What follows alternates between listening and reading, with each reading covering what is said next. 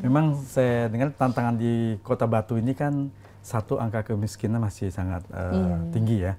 Dan juga kedua masalah sampah. Kira-kira Mbak Kade nanti kalau terpilih jadi wali kota, apakah sudah punya ini kira-kira apa cara-cara jitu untuk mengatasi ini? Iya, sebetulnya kalau kita bicara sampah ini kan, nah ini yang mesti kita sampaikan juga bahwa TPA itu kan sebetulnya bukan tempat pembuangan akhir, tapi tempat pemrosesan akhir.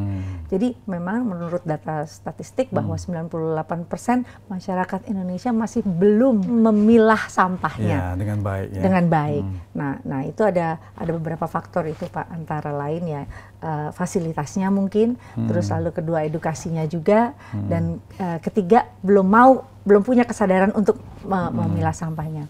Nah, di Undang-Undang 18 tahun 2008 juga Pak disampaikan bahwa sebetulnya kita bisa terbebas dari masalah sampah 100%, namun 30% sampahnya itu harus dikelola dulu di rumah. Baru 70%-nya dikirim ke tempat pembuangan akhir. Sudah banyak berkurang gitu ya. Nah, mudah-mudahan ini di Kota Batu hal yang sangat humanis insya Allah nanti saya lakukan adalah melakukan edukasi dulu nih, sosialisasi bahwa mudah-mudahan dengan nanti ada lembaga atau bank sampah mungkin nanti disampaikan, dan juga tidak menutup kemungkinan Pak nanti kita mencari investor yang benar-benar mau membangun bersama-sama Kota Batu supaya nanti bisa diolah menjadi biodiesel dan lain-lain kalau untuk sampah.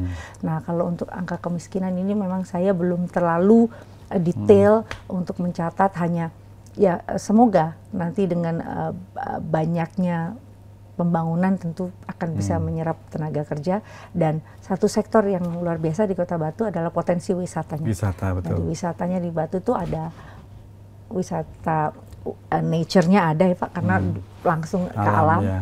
Nature, culture-nya, budayanya, lalu adventure, semua permainannya bikin senang. Tapi akses transportasi yang kurang juga. Nah ini makanya untuk wisata ini mudah-mudahan kita bisa dorong supaya ada peningkatan pendapatan dan juga meningkatkan lapangan kerja baru dan menurunkan angka kemiskinan lewat wisata.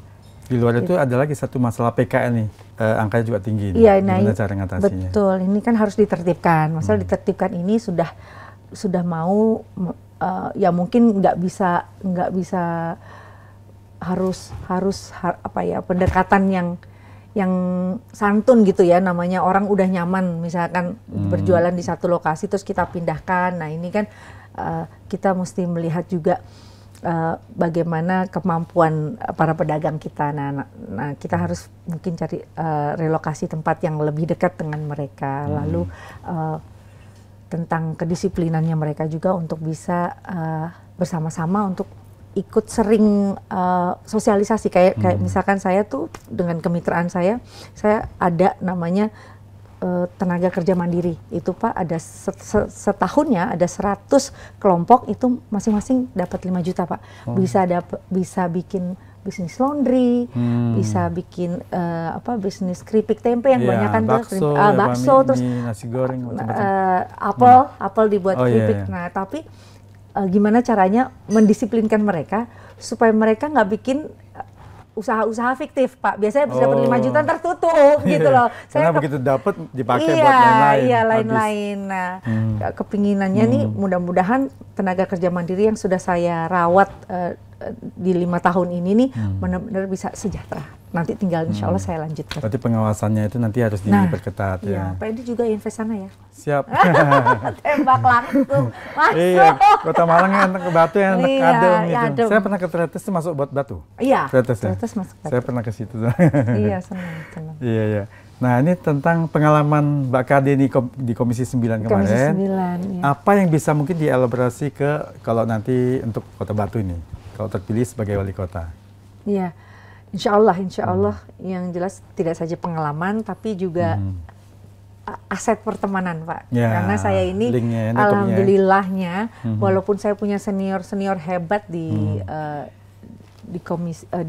fraksi PDI Perjuangan, tapi saya tuh juga selalu mau belajar dari lintas fraksi dan lintas komisi. Akhirnya kayak misalkan di Kota Batu, para petani mungkin kesulitan traktor, saya bisa tukeran program sama Pak Juni Mart di Komisi 4, misalkan seperti itu.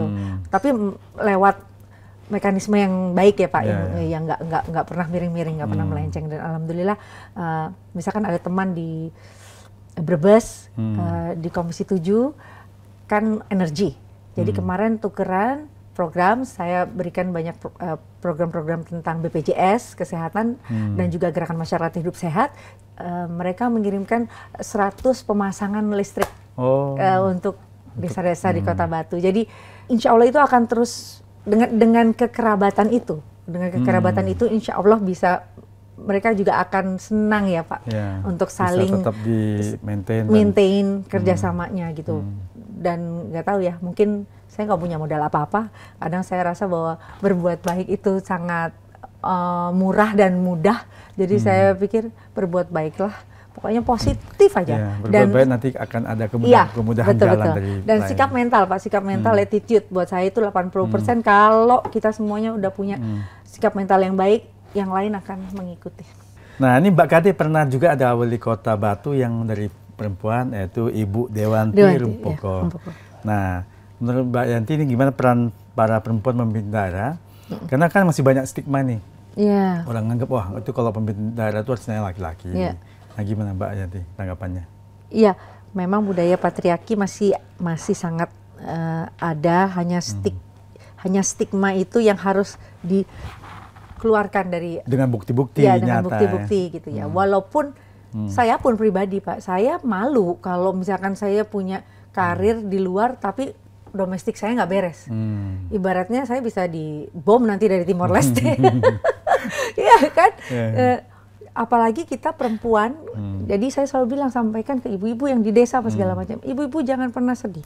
Ibu-ibu harus kerja, harus punya kemandirian finansial. Apapun, boleh lewat tani, jualan keripik, tempe apa segala macam, karena beda Bu. Kita punya penghasilan dan usaha dari tangan kita sendiri itu rasanya berbeda. Kita tetap harus punya kemandirian secara finansial. Karena itulah jangan pernah merasa guilty atau merasa salah dan sedih ketika ibu rumah tangga dan perempuan bekerja terus karena meninggalkan anak terus dia rasa sedih dan rasanya bersalah gitu. Padahal perempuan dan ibu bekerja ini satu kesatuan. Jadi saya selalu sampaikan begitu. Tapi walaupun saya sudah dipercaya Raul memang di Timor Leste bekerja secara mobile, tapi kita dapat absolute power untuk mengurus anak-anaknya.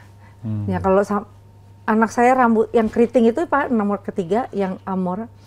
Kalau rambutnya kan keriting bagus gitu ya. Terus pernah satu kemarin nyanyi, rambutnya saya lurusin, langsung ditelepon dari Timor. Diapain rambut anak saya? Jadi kayak hal-hal semua yang kecil, yang urusan sekolah dan segala macamnya itu memang harus kita bereskan dulu, ibu rumah tangga, baru nanti yang lain-lain akan mengikuti. Tetap kita harus buat tentram dulu, tenang, nyaman semuanya. Dan Raul bagi saya bukan hanya mentor ya, tapi teman diskusi, dan buat saya dia orang paling jujur, karena saya nggak pernah dipuji sama dia. Kalau pujian dari dia yang menurut saya sangat istimewa itu setelah saya lahiran anak keempat, dia baru bilang, kamu udah luas pegang anak sekarang. Itu setelah anak saya 4. Artinya ya itulah, justru kan kadang orang yang dekat-dekat sama kita jangan semua dibilang bagus, justru dia guru buat saya. Oh gitu ya, malah sesuatu yang istimewa karena nggak muji. Nggak muji. Karena biasa di luar dapat pujian terus ya. Iya gitu, kurang lebih biasa.